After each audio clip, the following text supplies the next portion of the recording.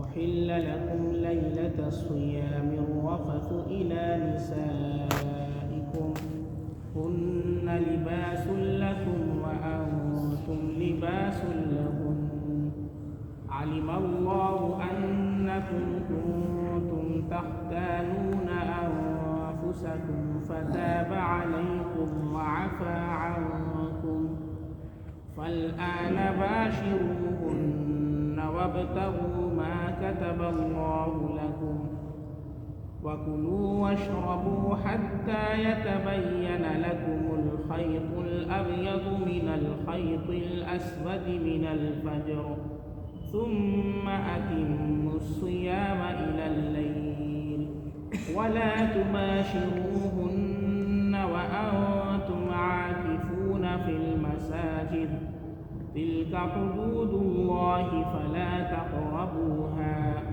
كذلك يبين الله آياته للناس لعلهم يتقون صدق اللہ العظیم۔ شروع اللہ کے نام سے جو بے حد مہربان نہایت رحم کرنے والا ہے۔ حلال کیا گیا تمہارے لیے روزے کی رات میں اپنی بیویوں سے جمع کرنا، وہ بیویاں تمہارا لباس ہیں اور تم ان کا لباس ہو۔ اللہ رب العزت کو اس بات کا علم تھا کہ تم اپنے جانوں سے خیانت کر رہے تھے، تو اللہ نے تمہاری توبہ قبول فرما لی اور تم سے درگزر کر دیا۔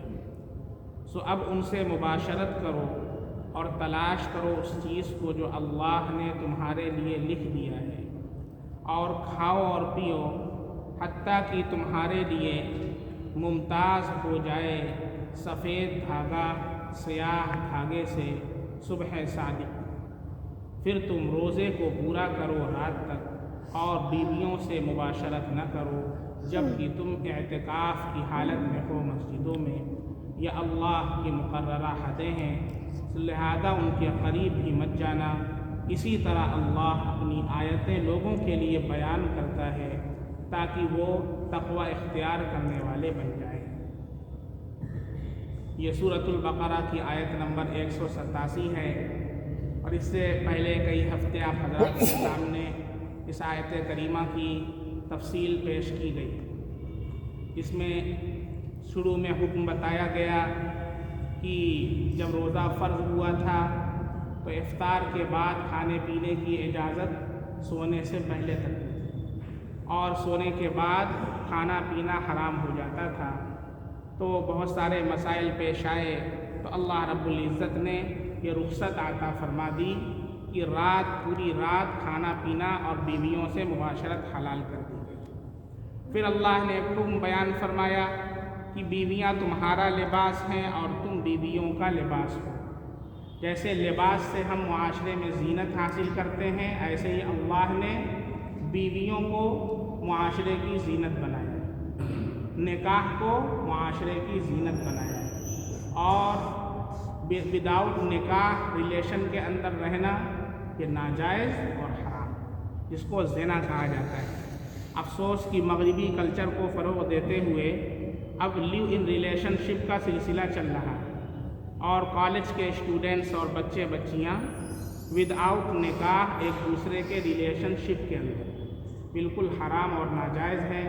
جیسے زنا حرام ہے، ایسے ہی کسی نامحرم سے بات کرنا حرام ہے، کسی نامحرم لڑکی سے چیٹنگ کرنا حرام ہے، اس سے گفتگو کرنا حرام ہے، اس کا نمبر لینا حرام ہے۔ اس لیے اپنے آپ کو زنا سے بھی بچائیں، اور زنا کے تک لے جانے والے جتنے اسباب ہیں ان سے بچائیں، اور نکاح کو فروغ دیں، اور نکاح جتنی جلدی ہو سکے اپنا نکاح کر لیں تاکہ حرام سے اللہ ہم کو بچائے۔ پھر اللہ رب العزت نے احکام بیان فرمائے کہ کھانا پینا کب تک حلال ہے۔ کہا کہ جب تک کہ سفید دھاگا تمہارے لیے جدا نہ ہو جائے سیاہ دھاگے سے۔ اب پہلے چونکہ صحابہ کرام گھڑی گھنٹہ تو تھا نہیں، تو براہ راست آسمان کو دیکھتے تھے اور اسی سے امتیاز حاصل کر لیتے تھے کہ صبح صادق کب ہو رہی ہے۔ تو اس بنا پر صحابہ کرام کے لیے مسئلہ تھا اور اب چونکہ گھڑی گھنٹے کا زمانہ ہے، اس لیے چونکہ گھڑی گھنٹے میں فرق ہوتا ہے، 1 منٹ کا، 2 منٹ کا، 3 منٹ کا بھی فرق ہوتا ہے، تو مسئلہ تو یہی ہے کہ جب تک کہ یقین نہ ہو صبح صادق کا اس وقت تک کھانا حلال ہے، جب تک کہ یقین نہ ہو صبح صادق کا اس وقت تک کھانا حلال ہے۔ لہذا جو بعض صحابہ کرام سے یہ ملتا ہے کہ کسی نے کہا کہ صبح صادق ہو گئی اور پھر بھی کھاتے رہے، تو اس لیے لوگوں نے اذان کے بعد بھی کھانا حلال کر دیا، تو یہ درست نہیں ہے۔ یہ اس پر موقوف ہے کہ چونکہ انہوں نے اپنے نزدیک صبح صادق کا یقین نہیں کیا، اس لیے وہ کھاتے پیتے رہے۔ صبح صادق کا یقین ہو جانے کے بعد کھانا پینا تو نص قرآنی سے حرام ہے، اس کو کوئی صحابی کیسے جائز کہہ سکتا ہے؟ اسی طریقے سے ایک حدیث پیش کی جاتی ہے حضرت بلال رضی اللہ عنہ کی، کہ اللہ کے نبی نے فرمایا کہ حضرت بلال کی اذان تمہیں کھانے پینے سے نہ روکے، تو یہ حدیث آدھی پیش کی جاتی ہے، ناقص پیش کی جاتی ہے، پوری حدیث پیش کی نہیں جاتی ہے۔ اس لیے اس حدیث کے ذریعے سے یہ استدلال کر لینا کہ اگر اذان ہو رہی ہے تو بھی کھا پی لو، یا منہ میں لقمہ ہے تو اس کو گھونٹ لو، یہ سراسر ناجائز ہے اور اس سے روزہ نہیں ہوگا۔ پوری حدیث اللہ کے نبی صلی اللہ علیہ وسلم کی آگے یہ ہے کہ اس لیے کہ حضرت بلال کی جو اذان ہوتی ہے یہ تمہیں بیدار کرنے کے لیے، سحری کرنے کے لیے صبح صادق کے اندر ہوتی ہے، اور حضرت عبداللہ ابن ام مکتوم رضی اللہ عنہ کی اذان کے بعد نہ کھاؤ نہ پیو، اس لیے کہ ان کی جو اذان ہوتی ہے وہ عین صبح صادق پر ہوتی ہے۔ جب حدیث کو پورا پڑھ لیں گے تو کوئی بھی کنفیوژن نہیں رہے گا۔ آدھا علم جو ہوتا ہے وہ انسان کو ہلاک کر دیتا ہے، اسی لیے کہا گیا نیم مولوی خطرہ جان، نیم مولوی خطرہ ایمان، اور نیم ملا خطرہ ایمان، اور نیم ڈاکٹر نیم حکیم خطرہ جان۔ تو آدھے ڈاکٹر جان کے لیے خطرہ ہے اور آدھا علم انسان کے ایمان کے لیے خطرہ ہے، تو اس طرح کی چیزوں میں نہ پڑے۔ تو یہ صورت اس وقت ہے جبکہ انسان براہ راست امتیاز کر سکتا، لیکن جو کہ وہ صلاحیتیں صحابہ کے اندر تھیں، ہم اور آپ تو گھڑی گھنٹے ہی کو دیکھتے ہیں، کون ہے جو آسمان کو دیکھ کر کے بتا دے کہ ابھی اتنا بج رہا ہے؟ تو سارا مدار ہمارا گھڑی گھنٹے کے اوپر۔ تو اب اس کے اندر بعض صورتیں وہ آتی ہیں جو مشکوک ہوتی ہیں، بعض صورتیں وہ آتی ہیں جو مشکوک ہوتی ہیں کہ پتہ نہیں ابھی صبح صادق ہے کہ نہیں، تو ایسی صورتوں میں کیا حکم ہے؟ تو ایسی صورتوں کے بارے میں امام جساس رحمۃ اللہ علیہ، بہت بڑے عالم گزرے امام جساس رحمۃ اللہ علیہ، امام جساس رحمۃ اللہ علیہ نے مسئلہ بیان فرما دیا ہے کہ ایسی صورتوں کے اندر جبکہ مشکوک ہو، مسئلہ مشکوک ہو جائے، یعنی کہ صبح صادق ہوئی ہے کہ نہیں ہوئی ہے، گھڑی گھنٹے کے اندر بھی فرق ہو جائے، تو ایسی صورتوں کے اندر جس شخص کی آنکھ دیر میں کھلی اور عام طور پر صبح کی اذان ہوئی تھی، جس سے صبح کا ہونے کا یقین لازمی ہے، وہ جان بوجھ کر اس وقت کچھ کھائے گا تو گنہگار بھی ہوگا اور قضا بھی اس پر لازم ہوگی۔ اگر کسی کو یہ معلوم ہو گیا کہ اذان بھی ہو چکی ہے اور صبح صادق کا وقت ختم ہو چکا ہے، اب وہ کھاتا ہے جان بوجھ کر کے، تو گنہگار بھی ہوگا اور اس پر روزے کی قضا بھی لازم ہوگی۔ ہاں، اگر کوئی شخص یہ نہ جانتا ہو کہ ابھی صبح صادق ہوئی ہے یا ابھی اذان ہوئی ہے، بلکہ وہ مشکوک حالت میں کھا پی لے، تو ایسی صورت میں گناہ تو ساقط ہو جائے گا لیکن قضا لازم ہوگی۔ بعد مرتبہ بہت سارے لوگ سوال کرتے ہیں کہ مفتی صاحب ہم کھا لیے اور بعد میں پتہ چلا کہ ٹائم ختم ہو گیا تھا، 1 منٹ ہو گیا تھا زیادہ، تو ایسی صورت میں کیا ہوگا؟ ایسی صورت میں چونکہ وہ مشکوک حالت ہے، اور مشکوک ٹائم میں جو شک والا ہے، ڈاؤٹ والا ٹائم ہے، یعنی آپ کو کنفرم نہیں ہے کہ یہ صبح صادق ہو چکی ہے کہ نہیں ہوئی ہے، اس صورت میں اگر کسی نے کھا لیا تو گنہگار تو نہیں ہوگا لیکن روزہ اس کا نہیں ہوگا، روزے کی قضا اس کے اوپر لازم ہوگی۔ بات سمجھ میں آ رہی؟ لیکن پہلے سے آپ کو معلوم ہے کہ نہیں ختم ہو چکا ہے ٹائم، اب کھانا جائز نہیں ہے، اگر اب کھائیں گے تو گنہگار بھی ہوں گے اور روزے کی قضا بھی لازم ہوگی، اور کسی نہ کسی درجے میں کراہت بھی ہوگی، قضا ساقط نہ ہوگی لیکن کسی نہ کسی درجے میں کراہت بھی ہوگی۔ اسی لیے کہا جاتا ہے احتیاط۔ کیوں؟ اس لیے کہ گھڑی گھنٹے کا کوئی مسئلہ نہیں، ہماری گھڑی دیکھ لیں، آپ اپنی گھڑی ملا لیں، جتنے لوگ بیٹھے ہوئے ہیں ساری مسجدوں میں 1 منٹ 2 منٹ کا فرق آپ کو مل جائے گا۔ اس لیے احتیاط کا تقاضا ہے کہ 3 منٹ کم سے کم، نہیں تو بہتر یہ ہے کہ 10 منٹ پہلے تک سحری کر لے۔ اسی طریقے سے افطار کے وقت بھی 3 منٹ کہا جاتا ہے، کیونکہ اگر ایسا ہوگا کہ آپ نے پہلے کر لیا اور پتہ چلا کہ بھئی ابھی تو غروب نہیں ہوا تھا، تو پھر آپ کا روزہ نہیں ہوگا اور قضا کرنا لازم ہو جائے گا۔ اس لیے احتیاط کی جاتی ہے۔ اب یہاں سے ایک تیسرا مسئلہ بیان فرمایا اعتکاف کا۔ اعتکاف کہاں ہوتا ہے؟ فرمایا فی المساجد، مساجد کے اندر ہوتا ہے۔ مرد کے لیے جو سنت والا اعتکاف ہے وہ گھروں میں جائز نہیں ہے۔ رمضان کے اخیر عشرے کا جو اعتکاف ہوتا ہے یہ سنت مؤکدہ علی الکفایہ، اس لیے ابھی سے ترتیب بنائیں اور اس کی بات چلائیں۔ بہت ساری ایسی مساجد ہیں کہ جن کے اندر کوئی بیٹھنے والا نہیں ہوتا ہے۔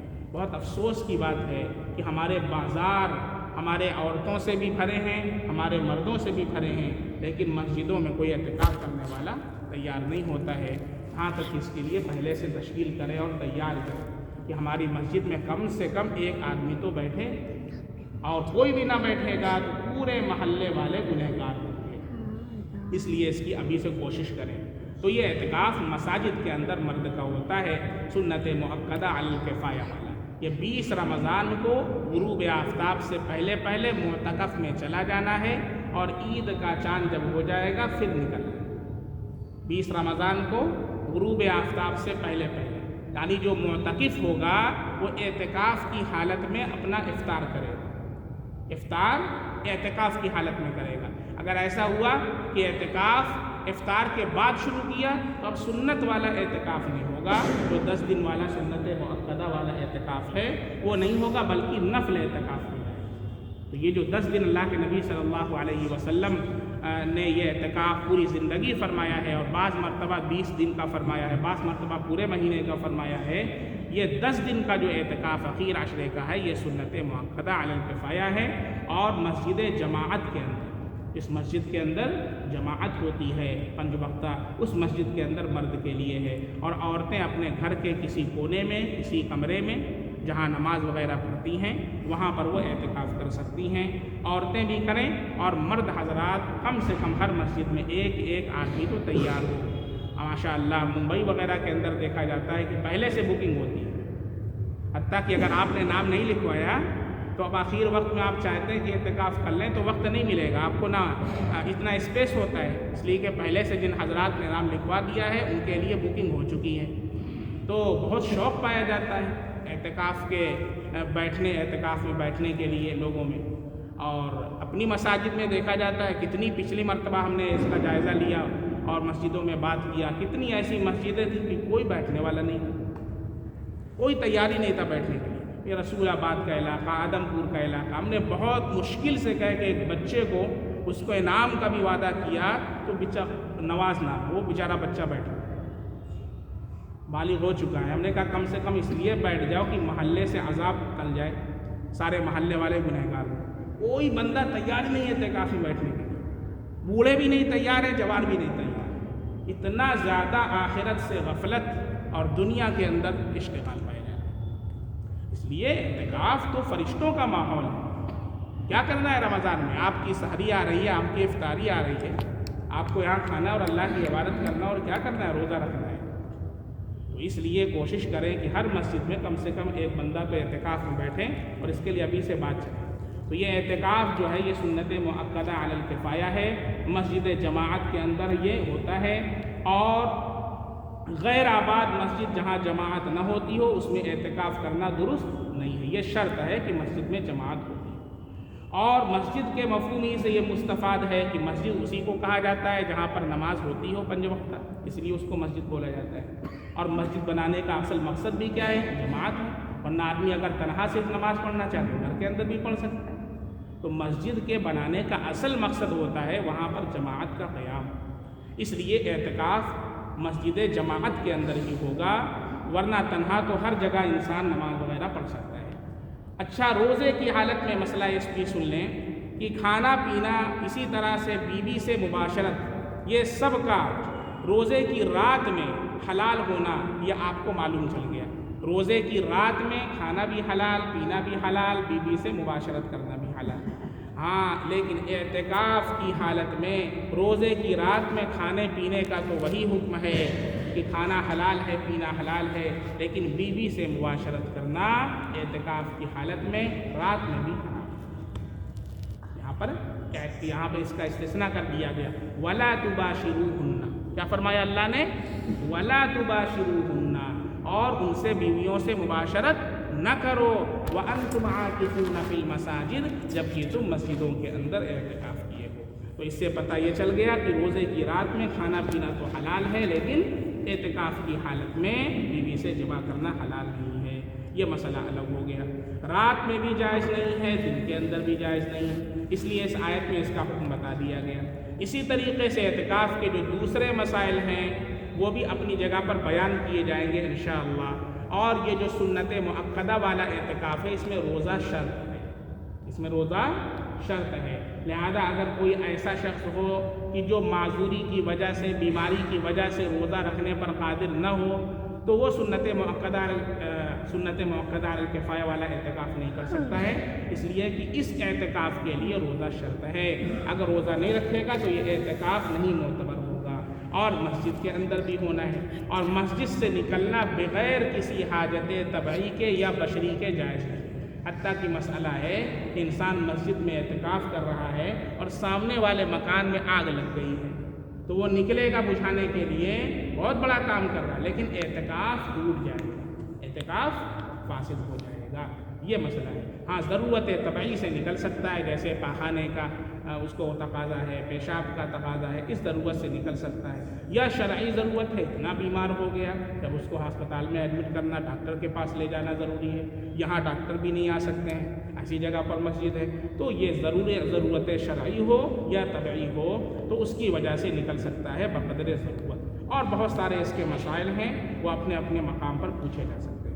آخر میں اللہ نے فرما دیا، تِلْكَ حُدُودُ اللَّهِ فَلَا تَقْرَبُوهَا، یہ جو مسائل بیان کیے اللہ کی حدیں، اللہ کی مقررہ حدیں ہیں، فَلَا تَقْرَبُوهَا، جیسے انسان کا جو کھیت ہوتا ہے تو اس کے کنارے کنارے وہ باڑ لگا دیتا ہے، باڑ لگا دیتا ہے کہ وہاں کوئی جانور وغیرہ داخل نہ ہو، کھیت کے اندر کھائے نہ، تو یہ اللہ کی مقرر کردہ حد ہے، اللہ نے یہاں پر حد باندھ دی ہے، اللہ نے کہا فَلَا تَقْرَبُوهَا، اس کے قریب بھی مت جاؤ، پھلانگنا تو دور کی بات، اس حد کے قریب بھی مت جاؤ، کیونکہ ایسا ہوتا ہے کہ اگر قریب جاؤ تو کبھی اس میں انسان واقع ہو جاتا ہے، قریب جانے کی وجہ سے وہ گناہ کر بیٹھتا ہے، تو اس لیے پابندی لگا دی کہ قریب بھی مت جاؤ کہ وہ گناہ کر رہا ہے، فَلَا تَقْرَبُوهَا، اس لیے اللہ نے فرما دیا کہ ان چیزوں کے قریب بھی مت جاؤ۔ اس لیے روزے کی حالت میں کھانے پینے اور مباشرت کی جو ممانعت ہے یہ اللہ کی حدیں ہیں، ان کے قریب مت جاؤ، کیونکہ قریب جانے سے حد شکنی کا احتمال ہے۔ اسی لیے مسئلہ ہے کہ روزے کی حالت میں کلی کرنے میں مبالغہ کرنا، ایسے کرتے ہیں، اسی طریقے سے ناک میں پانی چڑھاتے وقت مبالغہ کرنا، خوب انگلی اندر تک لے جانا، یہ اسی طریقے سے مکروہ ہے، اس طریقے سے کہ اندر پانی جانے کا خطرہ ہو، منہ کے اندر کوئی دوا وغیرہ لگانا روزے کی حالت میں، تو اب احتمال ہے کہ اندر، اگرچہ روزہ نہیں ٹوٹے گا لیکن احتمال ہے کہ منہ کے اندر دوا لگا رہے ہیں تو اندر چلی جائے، کوئی اس کا جز اندر حلق کے اندر چلا جائے تو اس سے روزہ کیا ہو جائے گا؟ ٹوٹ جائے گا، تو اس لیے منہ کے اندر دوا لگانا بھی مکروہ کر دیا، ناپسندیدہ کر دیا، اس سے بچنا ہے، کیونکہ ہو سکتا ہے کہ انسان کے حلق میں چلا جائے۔ ٹوتھ پیسٹ کرنا اسی لیے منع کیا جاتا ہے، ٹوتھ پیسٹ مکروہ ہے اس لیے کہ اگر اس کا کوئی جز اندر چلا جائے گا تو اس سے روزہ فاسد ہو جائے گا۔ تو جتنی بھی اس طرح کی چیزیں ہیں جو اللہ کے حرام کی ہوئی چیزوں میں مانع ہو سکتی ہیں، ان کے قریب بھی جانے کو منع کر دیا گیا ہے، کیونکہ اس بات کا امکان ہے کہ انسان اس کے اندر واقع ہو جائے۔ اسی طریقے سے بیوی سے بوس و کنار کرنا روزے کی حالت میں مکروہ، کیوں؟ اس لیے کہ مباشرت منع ہے اور یہ اس تک لے جانے والی چیز ہو سکتا ہے کہ وہ وہاں تک پہنچا دے، اس لیے مکروہ ہے۔ اسی طریقے سے سحری کھانے میں احتیاط، وقت ختم ہونے سے 2-4 منٹ پہلے ختم کر دینا اور افطار میں 2-3 منٹ مؤخر کرنا بہتر ہے، اس میں لاپرواہی اور سہل انگاری اس ارشاد خداوندی کے خلاف ہے۔ ہو سکتا ہے کہ آپ اخیر تک کھاتے رہے اور وقت ہو گیا، روزہ ہی نہیں ہوگا، روزے کو آپ ساقط کرنے والے ہوں۔ اسی طریقے سے افطار کے اندر پتہ چلا کہ سورج ڈوبا نہیں اور آپ نے افطار کر لیا، پھر بھی روزہ نہیں ہوگا، روزے کی قضا کرنا پڑے گا۔ تو یہ جو احتیاطی پہلو اختیار کیا گیا ہے وہ اسی ارشاد خداوندی سے مستفاد ہے، فلا تقربوها، جو اللہ رب العزت نے فرما دیا ہے کہ اس کے قریب مت جاؤ۔ تو اس طرح کی جتنی بھی چیزیں ہیں کہ جو اللہ رب العزت کے احکام سے مانع ہو سکتی ہیں، ان تمام کو منع کر دیا اور اس کو کرنا مکروہ اور ناپسندیدہ عمل ہے۔ جیسا کہ آپ حضرات کے علم ہے کہ شب شعبان کا چاند ہو چکا ہے، اس لیے اب تک جن حضرات نے دعائیں نہیں پڑھی ہیں وہ دعا پڑھ لیں۔ اللہم بارک لنا فی رجب و شعبان وبلغنا رمضان۔ یہ دعا جب رجب کا چاند ہوتا تو ہمارے نبی صلی اللہ علیہ وسلم پڑھتے، اے اللہ ہمارے لیے رجب اور شعبان میں برکت عطا فرما اور ہمیں رمضان تک پہنچا۔ تو اس دعا کو پڑھ لیں۔ اسی طرح شعبان کا چاند ہوا، جب بھی کوئی چاند ہو مہینے کا تو اس کی دعا اللہ کے نبی نے بتائی ہے، اللہم اہلہ علینا بالامن والایمان والسلامة والاسلام والتوفیق لما تحب وترضى ربی و ربک اللہ۔ اے چاند میرا رب اور تیرا رب اللہ۔ ماشاءاللہ دعا پڑھ لیا۔ 13 فروری جو آ رہی ہے، 13 فروری کو انشاءاللہ شب براءت ہے، 13 فروری۔ تو شب براءت کے متعلق ایک صاحب نے سوال کیا تھا تو میں نے سوچا کہ اس کا جواب یہاں دے دیں۔